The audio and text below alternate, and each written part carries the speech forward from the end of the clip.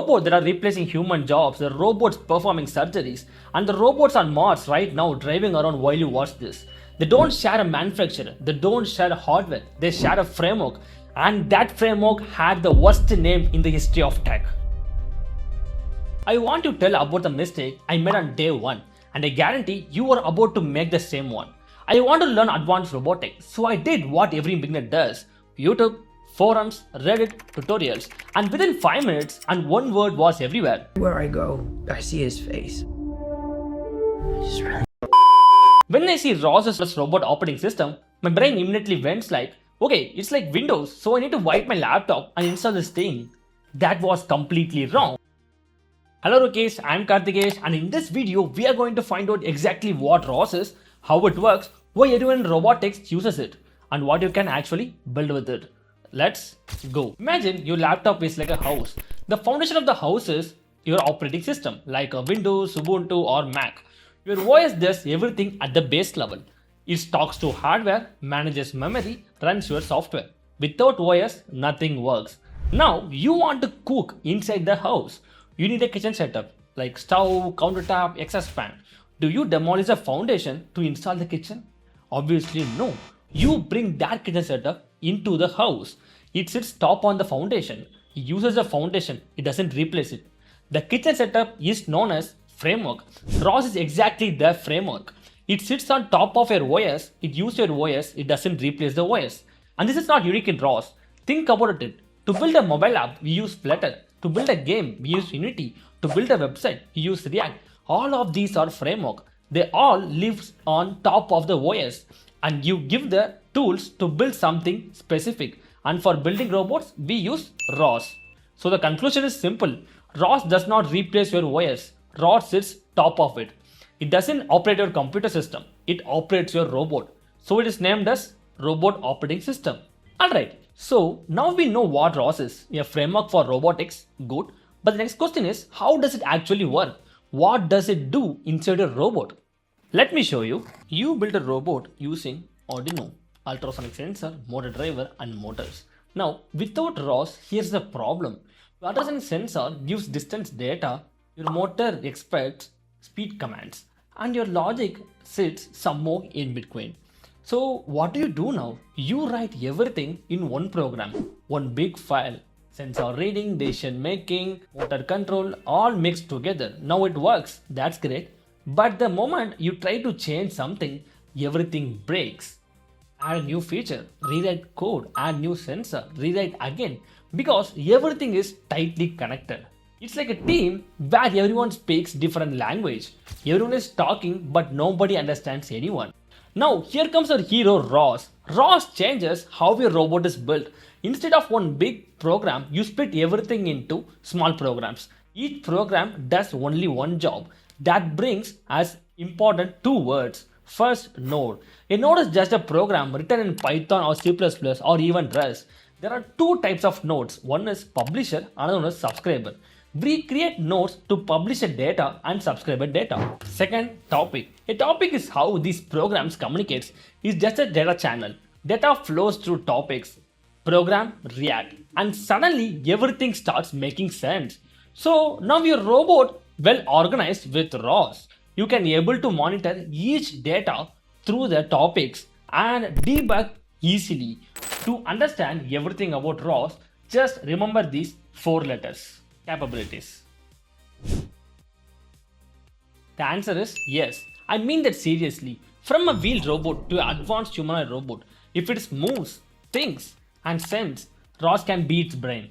Here's what makes it possible for you as a builder. Some few things about ROS capabilities. First, easy sensor integration. Got a camera? Package exists, just install it. LiDAR, IMU, GPS, depth sensor.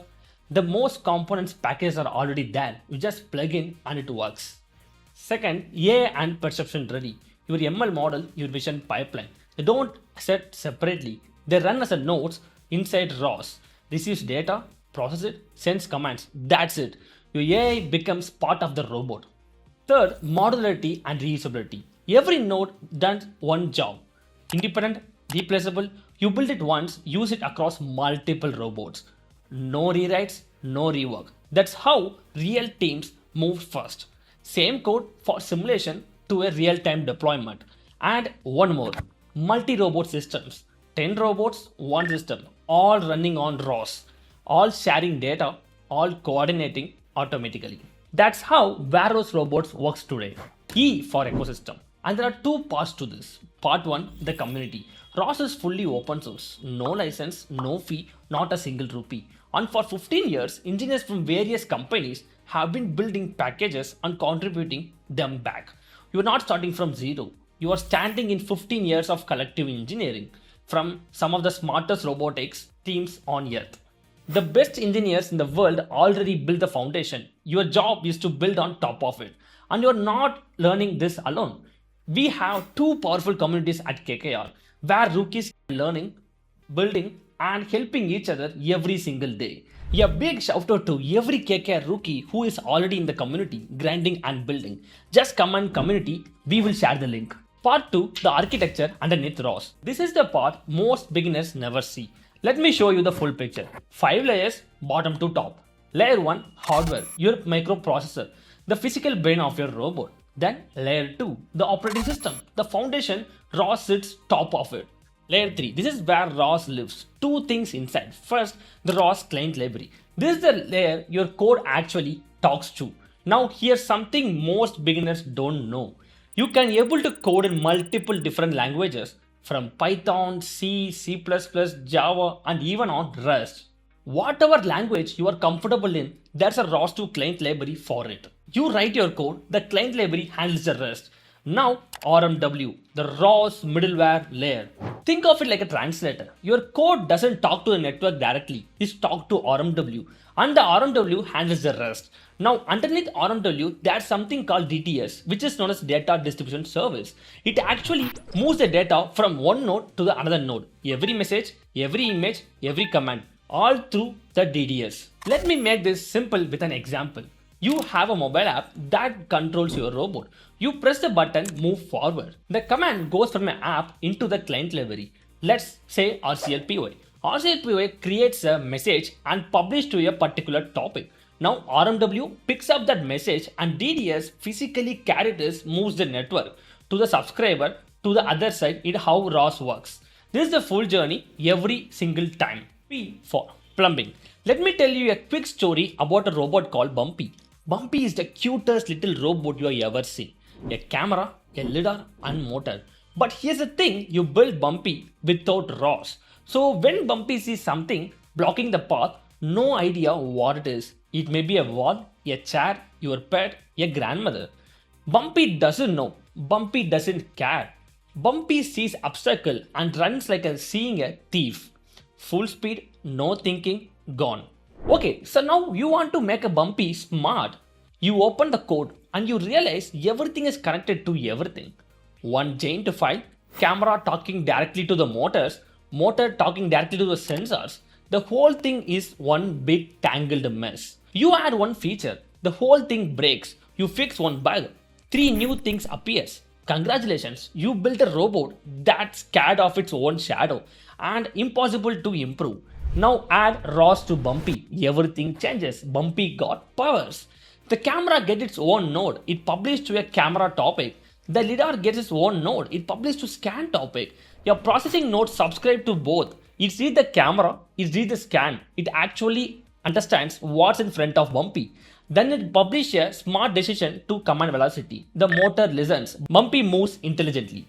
Now you want to add a dashboard later, like to display camera, lidar, and robot position. Do you test the Bumpy existing code? Literally no. Create a new node that subscribes to the topics already flowing.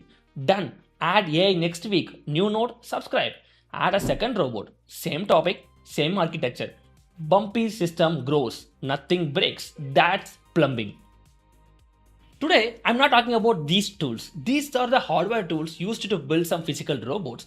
I'm talking about 3 important ROS2 software tools. If you don't have money to buy hardware, you can still start ROS using these simulation tools. You build a virtual robot, a virtual walls, virtual obstacle, and a whole complete virtual world with real-time physics. And the best part is, your actual ROS2 codes run here. Same nodes, same topic, same behavior. If something breaks, reset. no cost, no damage. The famous tools like Gazebo or iSystem help you to do this, like simulating a robot in the virtual environment. And also, some other simulation tools are shown on the screen. So you don't need a hardware on day one. You can start learning ROS with use of these simulation tools. Tool 2, visualization. When your robot runs, data is everywhere, like sensors, maps, and robot position. Without visualization, it's just numbers. There is a visualization tool called ROS, which is robot visualization tool, where you can see everything in robot perspective, like 2D leaders, 3D leaders, maps, robot position. You can't guess. It's like a glass skull. You don't guess. You actually see the following data in ROS. Tools 3, debugging. And yeah, I know the feeling. Nothing works on the first time. ROS gives you set of debugging tools.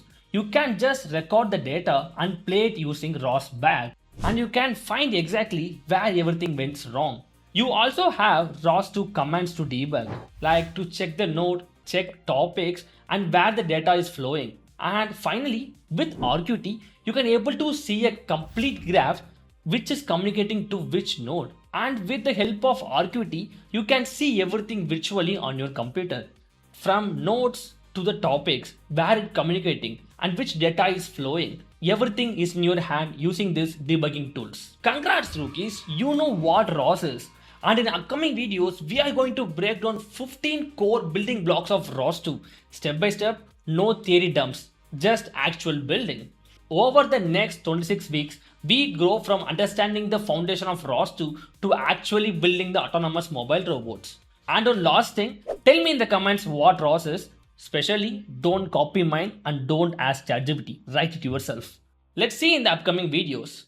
Stay tuned.